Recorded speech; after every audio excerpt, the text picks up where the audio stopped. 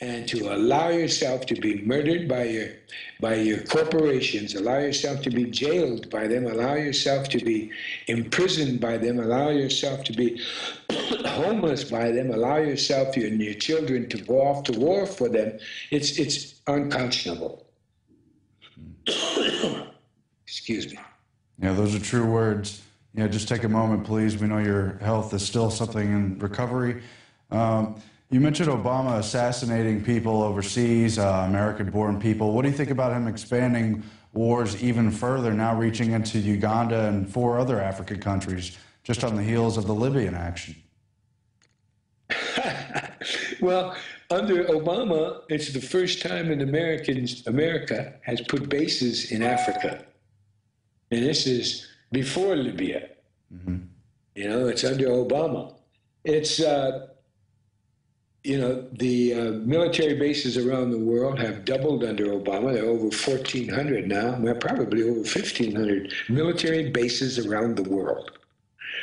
At the beginning of Bush's term, there was like 371 military bases around the world. So it's just grown exponentially, like a cancer. And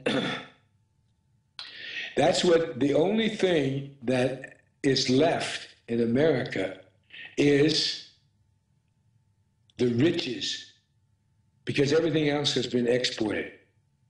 And the only way an empire can, in their final stages, can continue to be an empire is through military means.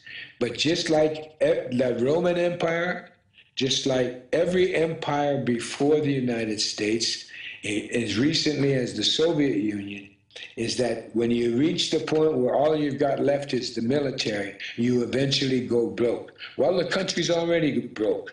And we know, you and I know, that no later than February or March of next year, you know, there's going to be a 30% devaluation of the American dollar. So we're even going to become even more destitute as a country, as a population.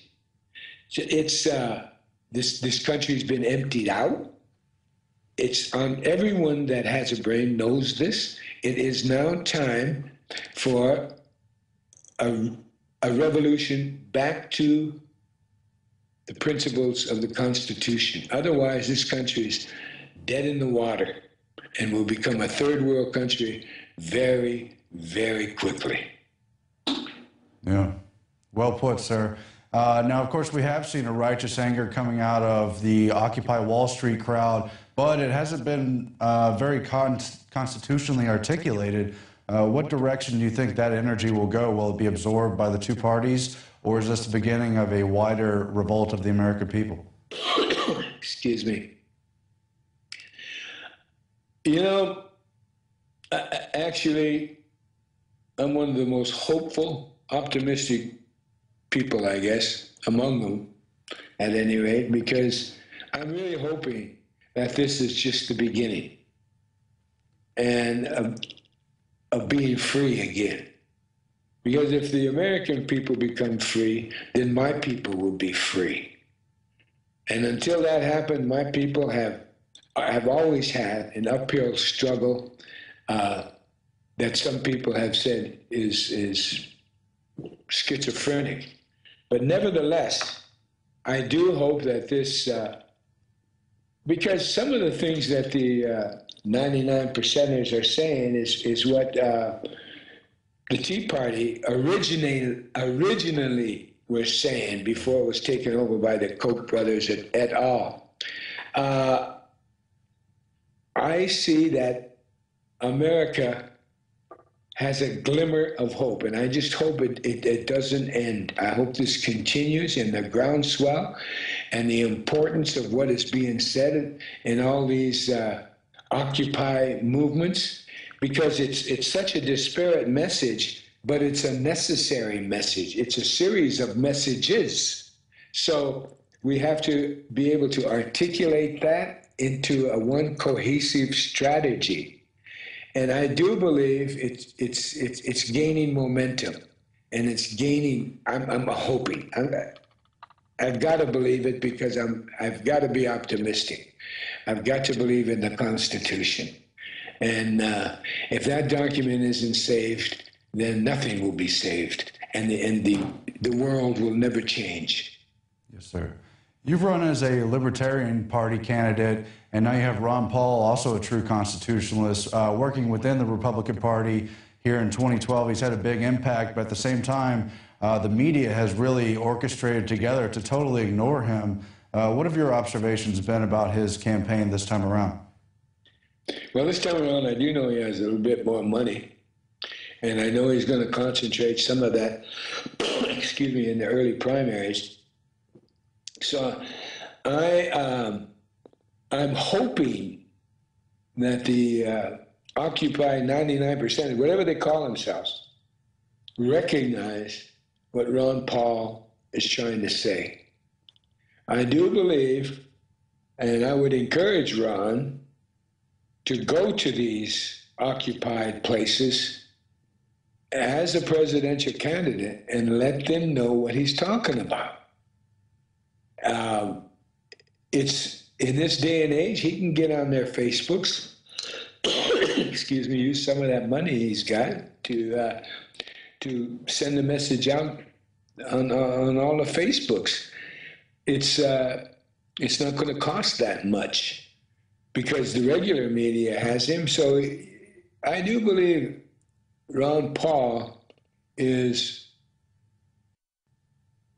if he doesn't get justice on this go around, I don't know anyone who can take his place, because the man is experienced.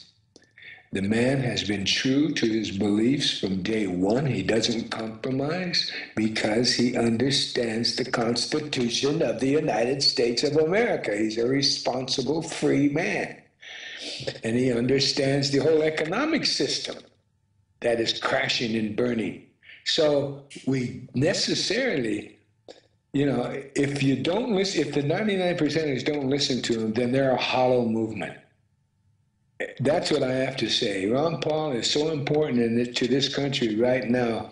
We better all get behind him. Nobody's perfect, and I'm not saying that. I'm just saying he's the only one in the existing system that can recreate the change that is needed. Yeah. Well, I have to agree with you. Is there anything else you'd like to add, sir? I would just like to thank all the people who have prayed for me. I have gotten emails and snail mail from all around the world, from all the religious disciplines, from Israelis to Palestinians to Islamic, Buddhists, Hindus, all types of religions, Christians, Catholics, Protestants, you name it. And even agnostics. So I want to thank those people because I know prayer works. I'm not a part of any of those religions. I follow the spiritual ways of my ancestors, but I know prayer works. And I want to thank all those prayers. I would say this: cancer can't beat the prayers of the world, and neither can the despots. So let's work together. I think the Arab Spring taught us all a lesson, and let's continue what they started in Tahrir Square, Tahrir Circle. So let's continue that and free the world. I love it. Yes, sir. Well, we thank you so much for joining us, and we are praying for you here at the broadcast. As you heard, Russell Means does need your support. We put up the page where you could support him financially, but he also needs your spiritual support as well. We're going to go to break right now, and we'll be back with Alex Jones via Skype for the rest of the InfoWars Nightly News broadcast. Stay tuned. If you believe in this information and want to support its viral spread, go to the InfoWars store at InfoWars.com. We've got the new G.I. Joe InfoWars t-shirts. We've got the incredible Pro Pure gravity-fed filters available at Infowars.com in the store. We've got a new DVD, Scientists Under Attack, the Don't Tread on Me flag. We've got all sorts of different bumper stickers to help spread the rebellion virally. It's all there. Wristbands, citizen rule books in every order. Order online at Infowars.com today. The water filters, the canteens, it's all there. Infowars.com.